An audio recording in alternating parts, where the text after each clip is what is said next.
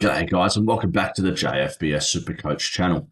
And today we're going to go through in my opinion, the best valued options for small forward and power forwards in NBA Supercoach.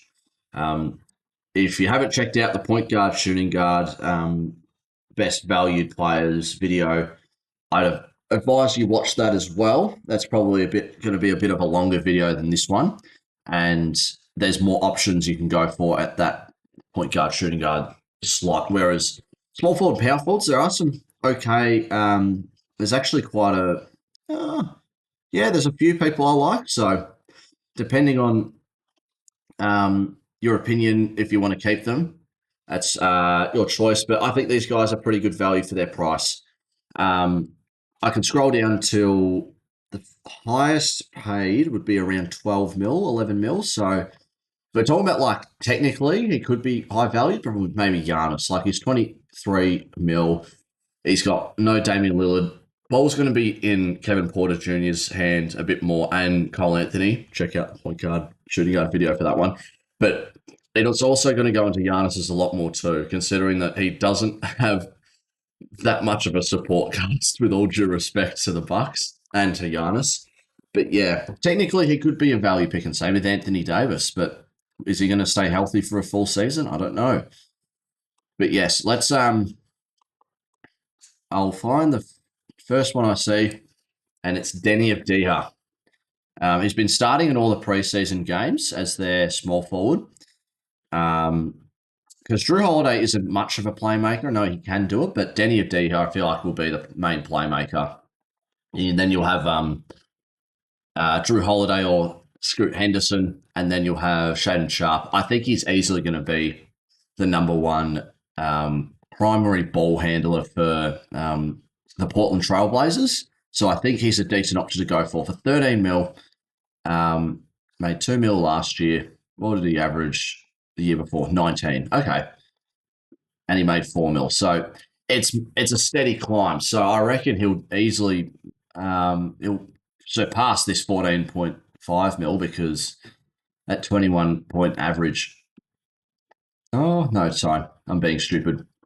The 21 point average is what finalizes your price. But to see that he finished off the season 1.5 million, like, more than the start of this year, is a good sign. Like, he'll give you assists, he'll give you efficient points as well. Next bloke I've got on the list here is Lauri Markkanen. So not like just valued wise for the point, like the 11, like it's 11.1 mil. I was like a bit surprised when I saw it. So, but he's with John Collins gone. That's a lot more of the shots, away from the team. I had him in fantasy last year, and it was fun having John Collins then, because he was taking shots and he was confident. He was getting like 10 rebound games. Like, yeah, he was playing really well for the Jazz. But now he's gone to the Clippers. Lauri Markkanen will need to step up with the crashing with the boards. Like, it just can't be all on Walker Kessler. So I reckon Lauri Markkanen will most definitely go up more than 17.9. Year before, it was 25.8. So starting price was 15, ended on 13. What about this year? 27 as well. So he can easily get back to these 2 years. He had a bit of a slump year, which is fine. But yeah, it's back to that 21-22 season. But hopefully it's a new season for him, and he can reset and basically ball out, hopefully, and make some money. He could easily go back to that 15 mil mark, I reckon, or 16 mil. Next guy I've got on this list, there he is, Klay Thompson. So it's not, just mind you, this is a list of players that I think are valued, not my most favorite valued player to my least, my favorite to my least, just because I just had to write names down as I was like going and basically looking at all the players. But I reckon Klay Thompson's not bad, considering that, it's D'Lo and Klay. I mean, 12 points. He'll get you maybe 2 assists, 3 assists, and then maybe 3 rebounds, maybe. So that's what, 6, around 6 points there. And all he needs to do is just make more shots than he does. which normally he can do, but he's kind of on the decline. So I reckon he can definitely surpass this 12.7 average, but I'm not going to go with him because he's just under 8 mil, and I just don't think it's that. I don't think it's that worth it. Like there's, I think better guys on this list personally. Next bloke, also kind of similar to Clay, is Zachary Roussacher. Obviously, rookie last year. They've brought in Chris Stapps. He's going to be the fourth or fifth scoring option on that starting lineup, and I just don't think he'll have probably similar minutes, but he'll average more. That's the point. Like if technically a value pick is like he's going to average more than what he will. Like it's not like a Sadiq Bey. Like he's not going to come out and ball out for New Orleans. But yeah, 12.7 for Reece Share. It's not too bad in his rookie year, so I reckon he can definitely go up by the end of the year. I can have a look at the projections. Like, what does it say that he's going to like projected to make by the end of the year? If this wants to load, there we go. Projected 2.8, which I think it'll be more, but still, I reckon it won't be too bad. I probably like him more than Clay. Maybe they're very even, I'd say. But this next guy that I'll be talking about will be definitely better than both of them. If I can find him. No, that's right. We'll just have to search it up. It's Jalen Wells. So he's 6.6 mil. I thought he was around 7. But it seems I was watching this video and he was like talking about best, like not best value. It was more for gambling, which is another topic. It was basically saying like, oh, Jalen Mills be good because Jar's gone because you've got a lot of injuries on that team. I might think of bringing him in because I've updated my already updated team, which I thought was going to be my final team, but I think I need to find a way to fit Jalen Mills in there. But yeah, so he had about 8. Like there was 2 preseason games where he's played, and he chucked up 8 threes. So I think he's definitely going to be a scorer for that team, which I know is not amazing to hear, but the ball's going to be in his hands more often. Maybe they'll play higher up on him and he can dish it out or get some rebounds. But I reckon Jalen Wells is definitely a better option than Reece Share Thompson. You could argue Lowry Marketing, but Lowry's the number 1 option on that team. But yeah, that's Jalen Wells there. I think this is probably the most obvious pick is Marcus Buzelis. So there's him, and I'll talk about the other guy as well, which was Isaac Okoro that I found out. So let's just do Chicago. If this wants to load, maybe not. All right, we'll just talk about Marcus Buzelis, but for 6.6 mil, I think he's really good, and I think towards the back end of the year he played some really good games, and hopefully, like him and Giddy can like take their games to another level. And he's starting. So I think a guy who's starting and making 6.6 mil, I think is really good. He'll probably play around 28 minutes. I'm just going to guess 28 minutes, 29, closest to 30. But he's going to be good, I reckon. He's almost rookie price, and he's already had an NBA year in the system, which I think is pretty cool. The other bloke that I want to talk about was Isaac Okoro. Well, let me just this one was just based off my own thing, if that makes sense. Like I didn't listen to anyone else. This is my own thought and feelings on this. You can tell me if I'm wrong, please do, because I obviously don't watch Isaac Okoro play basketball that much. But I was looking at the preseason stats, and the starting lineup that Chicago has been rolling out with is Giddy at the point guard, Kevin Huerter, and then you've got Isaac Okoro, Marcus Buzelis, and Nikola Vucevic. Like, you've got, I want to bloody see Chicago. Yeah, here we go. Like, for that small forward spot, like Kevin Huerter, they're playing Patrick Williams off the bench. They don't really have that many. They're playing Desonmu, like, off the bench. And who else? Like, feel like he's not a bad pickup for 4.9 mil. Like, I had a look at his stats. He had one good game, and two of the others were pretty similar to his average score last year. But with more minutes into his system, which I think might happen, um, I reckon he might make just, it might be more of a slow grind. It's not going to be like he's going to make you 4 mil straight out the gate. It would be nice, but I just had him as a, what if idea, like just a name to throw out there. Like, he's under 5 mil. He's starting. There was a game that I counted. He had 11 points and missed like three or four of his shots, two rebounds, two assists, and a steal, which is more than his average by nearly double, I think. So, not saying that it will get out to 8 million, but it might. It's projected him to lose 2.6, which um, that's interesting. So they think he's going to get down to 4.8. Okay, well, that's just the projections, but I reckon Isaac Okoro is not too bad. I'm not going to have him, but if you want to take a punt on a guy like him, then why not? In my opinion. Next guys, or guy and guys, let's do Washington because they're both on Washington. It's Cam Whitmore. I'll talk about him first. So for 5.8 mil, traded from the Rockets to Washington to get more of an opportunity. Bilal Coulibaly is injured for the first couple of weeks. Who else is away? You've got, I don't know. Yeah, there's plenty of guys. Like when you look at that Washington team, it's kind of hard to predict.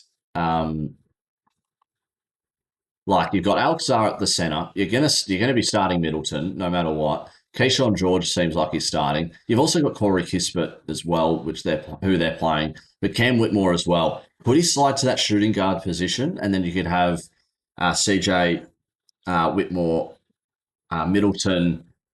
Who else am I thinking of? Keyshawn George and Alex Sarr. I don't know if he's injured or not, but last time I checked up, let me know. But I reckon Cam Whitmore's not a bad idea for 5.8 mil. Once again, closer to rookie price than most.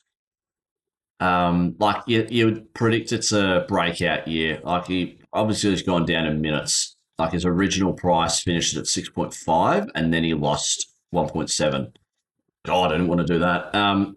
Yeah, so I reckon he might have a breakout year. We'll see. I mean, I can have a look, live at the moment. So this was either today. No, this is like a lot. No, this is Sunday. I'm recording this on Tuesday. He isn't starting. So they're rolling out with Bub Carrington, McCullum, George, Middleton, and Sarr. They're playing Trey Johnson 22 minutes off the bench and Whitmore, Kispert 19 and Whitmore 16. Whitmore did have 10 points and a steal, and a block, so that's 14 minus 3, that's 11. Kind of wishing that he gets more minutes, I'll be honest, because who's their backup point guard? It's kind of hard to predict, but you've also got Will Riley that they're playing. But once again, it's preseason. Like, hopefully they do play Whitmore. Like they play him close with Trey Johnson and Corey Kispert as their main guys off the bench. And I guess I'll talk about Middleton, who's the other Washington guy. Going to a new team, under 10 mil, 15.6 last year, which has resulted to his score now. He was at 18, 16, 21 was so far his best year, 23. And that's at, what am I looking at? That's around 10 mil. Oh, maybe it's not as good as I thought. Because he's averaged 15, it was at 11. So, look, if he gets back up to that 20 mil mark, like that 20 point per game mark, I reckon he'll make some money. He'll definitely, I'm trying to see, I'm trying to think, he's going to make money, is what essentially I'm trying to say. I think he's not a bad option for 10 mil, like just under 10 mil, 9.6, but it's your choice once again. Like, is he going to perform like he did I think he made an all-star? Like, is he going to perform during that? He will have the team on his back quite a bit, so very interesting that they traded him away. I think He's better than Kuzma. I don't know what their problem was with Chris Middleton at the time. And then, I mean, I didn't have him on my bench, not my bench, my list originally, but Marvin Bagley for 4 mil. Um, it's an interesting watch in my opinion. He was at 10 mil the year before, and he lost 5.5 mil, which is quite a bit. And I was looking here, and he played 15 minutes against the game. Uh, he played Toronto. I'll see if there's another Washington game. I know they haven't played that many times, but if he's getting around like 16, 17 minutes off the bench, like they're not going to be playing Sar 33 minutes. They're just not going to. Also, you got to put into factors that he might get himself into foul trouble. Not that I think he is a foul troubling guy, but you've just got to put some like scenarios and some perspectives as well when it comes to that. So I reckon he's not bad for 4 mil. Definitely don't think it's too bad. Like I'm thinking about like Buzelis, I said is a good option, and which I think I completely agree. I've got him in my own team as you saw before, but you're minus 2 mil. I'm thinking of my own team. Upgrade Kate to Luka Doncic. I mean, pretty good. Wait for someone to make a lot of money on that small forward, power forward area, and then switch to him while he's got a low break even. Perfect, perfect. Um, but yeah, Middleton, Whitmore, and Bagley. I feel like if I was to rank it, it'd be Whitmore, Bagley. Don't nah. It'd be Whitmore, Middleton, Bagley. I reckon. Let's get off the Washington list. We've got two more players to talk about. Um, I want to try and get this guy on my team as I can't spell his name. Santi Aldama. So 11 million. Um, he there's no Ja Morant, there's no Zach Edey, there's no Jaron Jackson Jr. Very similar to with the Jalen Wells thing. I'll find a game that they played, recent events. Um, who's this? It's the Grizzlies. Like he's starting. That's what I know for a fact is that he's the starting like small forward, power forward. Power forward, yeah. So he had 10. So in this game, we played 22 minutes, which I think is on the lower scale 10 points, 10 rebounds, 4 assists, shot 3 for 6 from the field, which means -3. So that's 17, 21. So he had 21 points, Supercoach points that week, that game. And that's already 3 more better than his current average when he was playing normal minutes. Probably similar minutes to what it is now. But think about it. He might play 30 minutes, up to 30 minutes a game. And I reckon it could go up very sneakily, I reckon. And I think people might not catch up onto it. Not that I think, Santi Aldama's not a household name, really. Like, you're not going, oh, I can't wait to watch him play. But he's, I feel like it's an interesting watch, I reckon. And the last guy I've got on my list is Taylor Hendricks. So he came off a season-ending injury. I'll do the same thing. I'll look at games that the Utah Jazz have played. So they played Dallas today with the point guard Cooper Flagg. He was starting. So he played 28 minutes, 14 points, shot 6 for 12, so -6. That's 8 points, 8 rebounds and assists. So that's 16, 1 steal. That's 18. That's, that's high. That's a higher average. So I think he might make some money.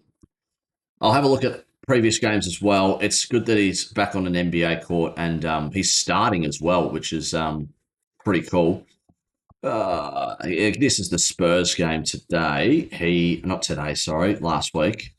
He did not play. No, he did play, sorry. 34 minutes in this one. Scored 15 points, -7. That's 8 points, 6 rebounds and assists. 14.